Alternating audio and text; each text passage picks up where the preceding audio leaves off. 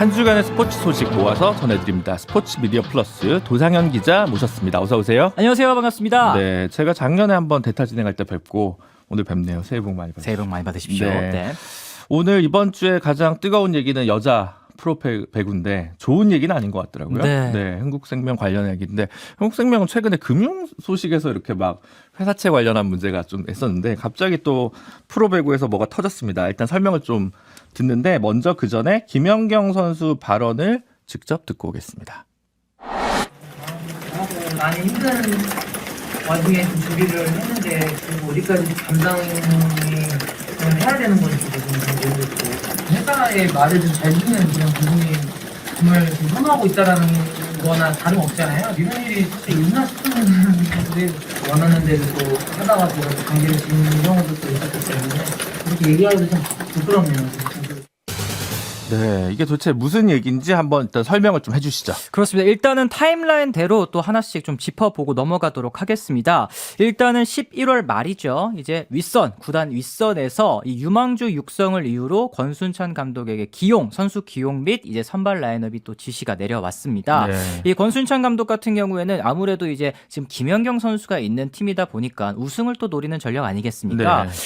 일단 유망주를 기용하라는 이 지시를 거부하고 베테랑 선수들, 주전 선수들을 위주로 기용을 했고요. 네. 결국에는 이제 계속해서 윗선에서 지시가 내려오자 11월 25일입니다. 홈에서 열린 경기였고요. 네. 현대건설 1위 팀이고 강팀인 건 아실 텐데요. 네. 0대 3으로 이 경기에서 유망주를 기용하고 패배를 했습니다. 아까 네. 이제 김연경 선수가 이 오디오에서 나왔었던 것처럼 원하는 대로 경기를 하다가 진 적도 있었다. 이런 얘기를 또 하고 있는데요. 네. 이후에 김연경 선수도 불만을 표시를 했다고 합니다. 원래 이렇게 안 하다가 왜 갑자기 선수 기용을 이렇게 한 것이냐. 네. 권순찬 감독에게 어필을 했었고 이 권순찬 감독이 이후에 다시 베테랑을 기용하고 나서 최근에 현대건설과 다시 한번 붙었거든요. 네. 그때 승리를 거뒀습니다. 분위기가 반전이 됐죠. 1월 1일까지 선수단 휴식을 받았는데요. 2일 날에 곧바로 이제 권순찬 감독과 또 이제 김여일 단장이 동시에 경질이 되는 상황이 또 그러니까 일어섰습니다. 지금 흥국생명이 김연경 선수 다시 합류하기 전까지 작년에 6위였는데 7개 팀 중에서 지금 2위잖아요. 그렇죠. 승점 차이도 얼마 안 나는데 근데 약간 리빌딩처럼 신진에게 기회를 달라라고 프런트에서 연락이 와서 이제 에이스인 김연경 선수나 감독은 여기에 대해서 좀 불복하는 현장의 리더십과 프런트의 리더십이 지금 충돌한 거죠. 그렇습니다. 지금 말씀하신 것처럼 이 김연경 선수가 들어오고 나서 다시 한번 성적 반등에 성공을 했는데요. 이제 구단 윗선, 프런트 그 위에 있는 이제 이 윗선의 얘기로는 아무래도 이제 김연경 선수가 뛰어주면서 이 젊은 선수들과 함께 경험도 쌓아가고 배우는 것도 있으면서 선수단 세대 교체를 좀 생각을 했었던 것 같습니다. 하지만 사실은 지금 현대건설이라는 절대 강자가 있는 가운데에 이 리빌딩과 함께 성적이라는 두 마리 토끼를 챙기기가 정말 쉽지 않을 것 같거든요. 네. 거기에 있어서 김연경 선수 그리고 이제 권순찬 감독이 좀 거부의 의지를 또 표시를 했고요. 거기에 이제 결국에는 권순찬 감독이 경질이 되게 된 건데요. 여기에 이제 베테랑들이 또 동시에 반발을 하고 나섰습니다. 김연경 선수뿐만 아니라 김혜란 선수, 김나희 선수, 김미연 선수 등 고창급 선수들이 모두 다 참가를 했고요. 그런데 지금 이제 이 팬들의 팬심에 지금 불씨를 지핀 그런 사건이 이 신용준 신임 단장의 해명 내용 때문인데요. 네. 해명이 좀 받아들여지지 않는 부분이 있었습니다. 이제 외국인 선수인 엘레나 선수와 또 김연경 선수를 전열에 동시에 세우는 것과 관련해서 현장과 프론트에 이 다툼이 있었고 그 다툼을 일찌감치 마무리 짓기 위해서 둘 다 경질을 한 것이다라고 이제 얘기를 했었는데요.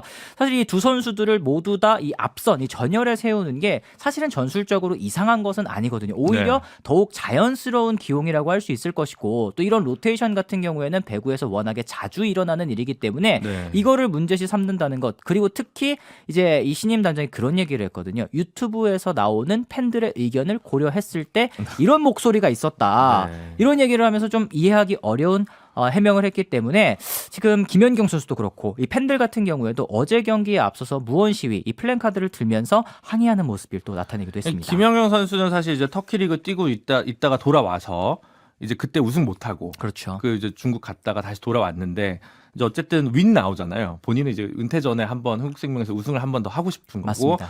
지금 3강인데 그죠? 7팀 중에서 지금 이겨야 되는데 갑자기 리빌딩이 웬 말이고 즉시 전력감 중심으로 승부를 하자라고 하는 건데 프런트에서 이상한 얘기 나오는데 감독은 이제 거의 불복해서 경질했고 그렇습니다. 근데 권한대행도 사퇴를 한 것 같아요. 그렇습니다. 지금 이제 이 흥국생명 새로 이 김기중 전 수석 코치를 감독으로 앉혔는데요. 사실은 이제 김연경 선수 같은 경우에도 이 보이콧까지도 이 시사했을 정도로 굉장히 선수단 내에서 잡음이 좀 많이 있었던 것 같습니다.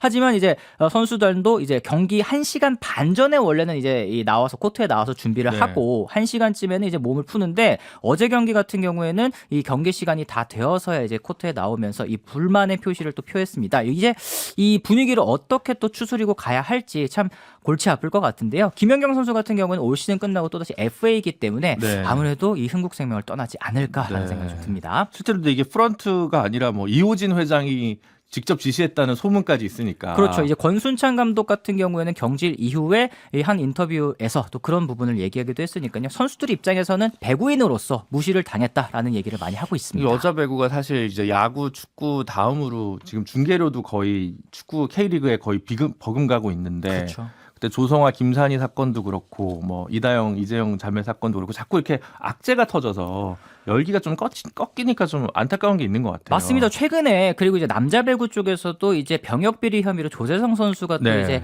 뇌전증. 조사를 받고 있는 상황이고요. 50 논란도 있었고 네. 또 이제 한 해설위원회 불법 스포츠 도박 논란까지 이 올림픽에서의 열기를 제대로 리그까지 이어가지 못하고 있는 것 같아서 굉장히 좀 아쉽습니다. 좀 자정 능력을 보여주셨으면 좋겠네요. 자, 그럼 이제 프로야구 얘기 넘어가겠습니다. WBC 최종 명단이 공개됐습니다. 맞습니다. 이제 30인 최종 명단이 또 공개가 됐고요. 뭐 다들 아시다시피 이제 김하성 선수, 뭐 최진만 선수를 포함해서 뭐 이정우 선수도 있었고요. 투수진에 이제 대들보라고 할 수 있는 베테랑 선수 김광현, 양현종 선수를 포함해서 30명의 선수들 이강철 감독 이 체제 아래서 또 이제 출격을 대기하고 있는 상황인데요. 네. 이 이번에 가장 눈길을 끌고 있는 선수는 역시 한국계 메이저리거인 에드먼 선수입니다. 네. 조금 메이저리그를 좋아하시는 분들이라면 과거 이제 김광현 선수가 세인트루이스에 있을 때 많이 본 선수이실 것 같아요. 네. 이 선수는 이제 메이저리그에서 지금 4년차 선수고요. 이 주전으로 자리 잡은 지도 이제 2년이 넘었습니다. 메이저리그에서도 두 자릿수 홈런을 때려낼 수 있는 그런 선수고 도루도 2년 연속 30도루를 기록했을 만큼 또 하나 언급해드려야 될 게 이루수 골드글러브.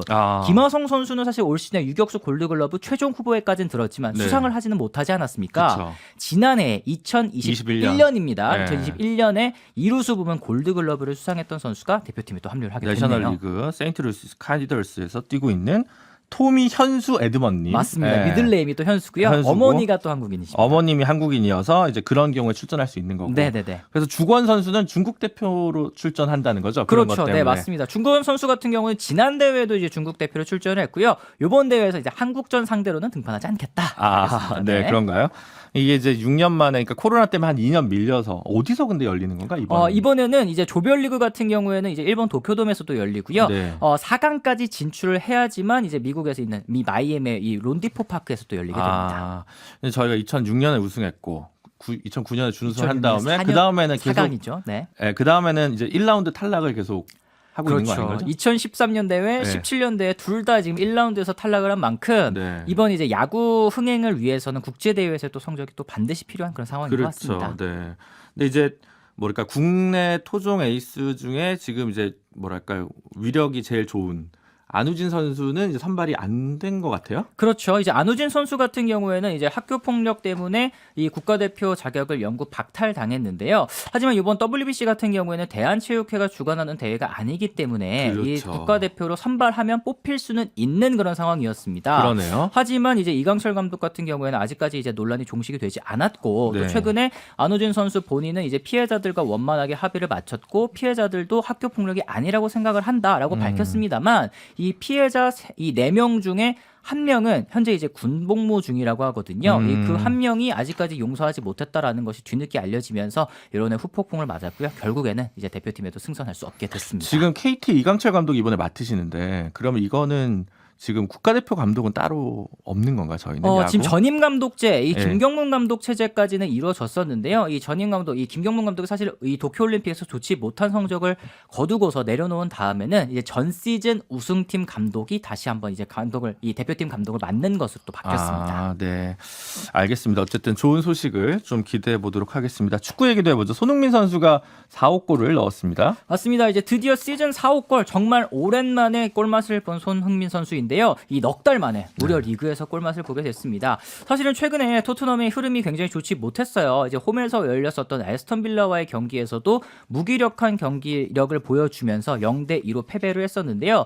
요번 이제 크리스탈 팰리스전이 사실은 좀 분기점이었습니다. 네. 이후에 이제 강팀을 연달아서 만나기 때문에 여기에서 분위기를 반등시키고 가느냐 아니냐가 이 토트넘 입장에서는 굉장히 중요했는데요. 4대0으로 또 대승을 거뒀고 손흥민 선수 같은 경우에도 한 골을 또 추가를 하면서 또 기분 좋게 또 이 새해를 시작을 할 수 있게 됐습니다. 네. 지금 몇 등인가요? 프리미어리그에서 5위입니다. 5위. 그럼 네. 4위까지 돼야 챔스 있는데 그렇죠. 그동안 강팀이었지만 갑자기 뉴캐슬이 이렇게 올라와가지고 네. 그게 지금 문제가 되고 있는 거죠. 뉴캐슬 같은 경우에는 뭐 이제 사우디의 자본이 또 들어오면서 네. 또 이제 어마어마한 선수 영입들이 있었는데요. 아직까지는 좀 치고 올라오는 그런 단계인 것 같고요. 네. 토트넘 같은 경우에는 이제 콘테 감독이 지난해까지는 정말 이제 좋은 지도력으로 이 4위 차지를 하지 않았습니까? 네. 올 시즌에는 이제 선수 영입한 것도 조금 문제들이 있었고 또 네. 페리시치 선수 뭐 이따가도 말씀을 드리겠습니다만 전술적으로 뭔가 이 삐걱거리고 있다. 그리고 이제 손흥민 선수와 케인 선수를 제대로 활용하지 못하고 있다라는 비판들이 현지에서도 계속 이어지고 있습니다. 그러니까 사실 이제 월드컵 때는 저도 이제 크로아티아 응원하면서 페리시치의 어떤 노장 투어는 그렇죠. 좋았는데 너무 잘하던데 국가대표에서는. 토트넘에서는 이 손흥민 선수와의 공존이 문제가 계속 되는 거 아니겠습니까? 맞습니다. 그러니까 이번 경기 같은 경우에서도 어떤 점이 과거와 달랐냐고 물으신다면 네. 케인 선수가 기존보다 조금 더 아래로 내려와서 볼을 배급해주는 역할을 했고요. 네. 페리시치 선수와 손흥민 선수의 이 동선이 그동안은 계속 겹쳤었거든요. 그쵸. 이 페리시치 선수가 이 오버래핑 욕심이 사실 조금 과도하다라고 보여질 수도 있었는데 돌아오지 않는 윙백이잖아요. 맞습니다. 네. 그러다 보니까 이제 손흥민 선수가 더욱더 수비 가담을 해야 되는 그런 상황도 나타났었는데요. 네. 이번에는 페리시치 선수가 이제 하프라인 이 넘어서 이 오버래핑을 하는 경우가 좀 과거에 비해서는 좀 덜했고요. 그러다 보니까 손흥민 선수가 또 뒷공간을 수비 뒷공간을 노리는 장면들이 꽤나 좀 많이 나왔었던 것 결국 같습니다. 케인이 전형적인 10번으로 내려오고 그랬을 때 손흥민 선수의 진가가 더 발휘될 수 있는 건데 맞습니다. 케인 선수는 또 골 욕심이 있고 참 어려운 문제인 것 같습니다. 그러니까 이제 콘테 감독이 그런 얘기를 했거든요. 이 창의성을 불어넣어줄 수 있는 선수가 필요하다. 네. 지금 이제 겨울 이적 시작이 시작되지 않았습니까? 네. 이 프런트에게 좀 선수 좀 영입을 해달라. 직접적으로 얘기를 한 셈인데 과연 어떤 선수가 또 영입이 될지 지켜봐야 될 것 네. 같습니다. 그리고 이제 드디어 말도 많던 그 호날두 선수가 이제 중동 진출 AFC 리그로 이제 왔습니다. 그죠? 네, 이제 알 나스르에 또 입단을 하게 됐는데요. 이제 입단식에서 또 그런 말실수를 하기는 했습니다. 이 지금 이제 어쨌든 사우디잖아요. 네. 사우디인데 남아공으로 이게 잘못 얘기를 하는 바람에 아. 사우디아라비아를 또 사우스 아프리카라고 또 잘못을 얘기를 하는 바람에 네. 뭔가 또 이제 시작부터 이 삐걱거리고 있는 그런 상황이고 지금 우천 때문에 경기가 또 한번 지연이 되면서 아직까지 데뷔전을 가지지 못했거든요. 홈팬들 앞에서 선보일 수 있는 기회가 좀 다소 늦어지고 있다. 좀 자존심이 상하는 일이긴 하겠습니다만 많이 좀 어떻게 보면 또 한 시대를 양분했었던 선수로서 마무리가 좀 아쉽네요. 연봉은 뭐 아쉬울 게 없는 것 같은데. 그렇죠. 네. 이천수 선수도 뛰었던 팀인데 맞습니다. 어쨌든 AFC 리그에서 우리나라랑 다시 붙을 날, 전북 현대나 뭐 이렇게 붙을 날을 좀 기대해 보도록 하겠습니다. 말씀 듣고 오늘 이걸로 마무리할까요? 네. 네, 인사드리죠. 지금까지 도상현 기자였습니다. 감사합니다. 고맙습니다.